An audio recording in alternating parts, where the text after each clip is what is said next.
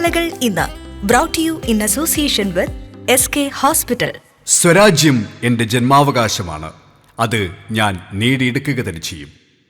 Indian സ്വാതന്ത്ര്യ സമര ചരിത്രത്തിലെ ഏറ്റവും ഉജ്ജ്വലമായ മുദ്രാവാക്യങ്ങളിലൊന്നാണ് ഇത്. ഈ വാക്കുകൾക്ക് ജീവൻ നൽകിയ മഹാനാണ് ലോകമാന്യ ബാലഗംഗാധര തിലകൻ.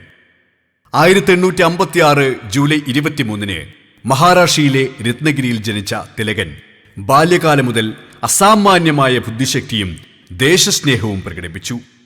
വിദ്യാഭ്യാസത്തിലൂടെ രാജ്യത്തെ ഉണർത്തണമെന്ന് വിശ്വസിച്ച അദ്ദേഹം ഡക്കാൻ എഡ്യൂക്കേഷൻ സൊസൈറ്റിയുടെ സ്ഥാപകരിൽ ഒരാളായിരുന്നു.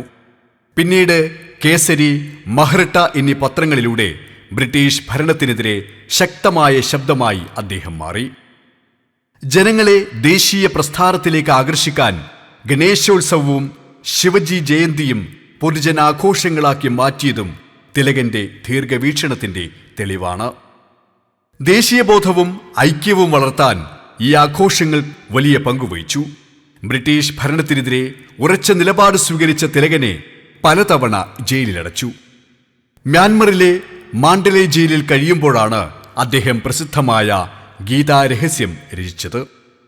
പ്രതിസന്ധികളിലും തളരാത്ത അദ്ദേഹത്തിന്റെ മനോബലം തലമുറകൾക്ക് പ്രചോദനമാണ്. ഇന്ത്യൻ നാഷണൽ കോൺഗ്രസിലെ തീവ്ര ദേശീയ നേതാക്കളിൽ പ്രമുഖനായിരുന്നു തിലകൻ. ലാലാ ലജ്പത് റായ്, ബിപിൻ ചന്ദ്രപാൽ എന്നിവരോടൊപ്പം ലാൽ ബാൽ പാൽ ത്രയത്തിലെ പ്രധാന വ്യക്തിത്വമായി അറിയപ്പെട്ടു. സ്വാതന്ത്ര്യത്തിനായുള്ള ജനകീയ പോരാട്ടത്തിന് അദ്ദേഹം പുതിയ ദിശയും ഊർജവും നൽകി. 1920 ഓഗസ്റ്റ് 1 അദ്ദേഹം അന്തരിച്ചെങ്കിലും അദ്ദേഹത്തിന്റെ ചിന്തകളും പോരാട്ടവീര്യവും ഇന്നും ഇന്ത്യയുടെ ദേശീയ ബോധത്തിൽ ജീവിക്കുന്നു. ജനങ്ങൾ സ്നേഹത്തോടെ നൽകിയ ലോകമാന്യ എന്ന വിശേഷണം അദ്ദേഹത്തിന്റെ ജനപ്രീതിയുടെയും സേവനത്തിന്റെയും അംഗീകാരമായിരുന്നു. ലോകമാന്യ ബാലഗംഗാധര തിലകന്റെ ജന്മദിനം ഒരു മഹാനായ നേതാവിനെ സ്മരിക്കുന്ന ദിനം മാത്രമല്ല, സ്വാതന്ത്ര്യത്തിനും സ്വാഭിമാനത്തിനു വേണ്ടി അചഞ്ചലമായി പോരാടിയ ഒരു ദേശസ്നേഹിയുടെ ജീവിതത്തിൽ നിന്ന് പ്രചോദനം ഉൾക്കൊള്ളേണ്ട അവസരം കൂടിയാണ്. ഇന്നലകൾ ഇന്ന് brought you in association with SK hospital.